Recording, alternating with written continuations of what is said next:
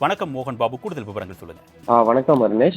நாமக்கல் மாவட்டம் பள்ளிப்பாளையத்தில் விசைத்தறி தொழிலாளர்களின் வறுமையை பயன்படுத்தி சென்னை, திருச்சி போன்ற மருத்துவமனைகளில் சிறுநீரக விற்பனை நடைபெற்றிருந்த எழுந்த புகாரின் அடிப்படையில் கிட்னி விற்பனை சம்பந்தப்பட்டமான புரோக்கரான திராவிட ஆனந்த் மற்றும் கிட்னி திருட்டுக்கு தேவையான ஆவணங்களை முறைகேடாக பெற்றுத்தந்த ஸ்டாலின் மோகன் என்பவரை சிறப்பு புலனாய்வு குழு போலீசார் கைது செய்த நிலையில் காவலில் எடுத்து விசாரிக்க நீதிமன்றம் மூலம் 5 நாட்கள் அனுமதி பெற்று சிறப்பு புலனாய்வு போலீசார் பள்ளிப்பாளையம் அருகே பயணியர் மாளிகையில் வைத்து விசாரணை நடத்தி வருகின்றனர்.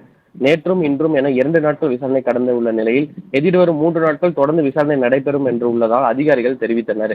இருவரிடம் சிறப்பு புலனாய்வு டிஎஸ்பி, ஏடிஎஸ்பி ஆகியோர் தொடர்ந்து விசாரணை செய்து வருகின்றனர். அருணேஷ்.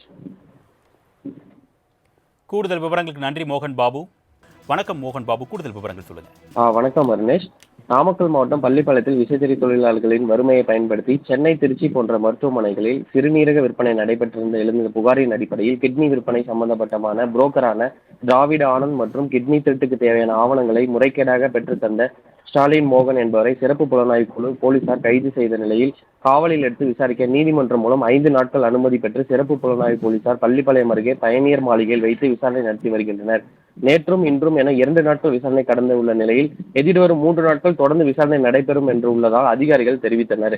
இருவரிடம் சிறப்பு புலனாய்வு டிஎஸ்பி, ஏடிஎஸ்பி ஆகியோர் தொடர்ந்து விசாரணை செய்து வருகின்றனர். அருணேஷ். கூடுதல் விவரங்களுக்கு நன்றி மோகன் பாபு.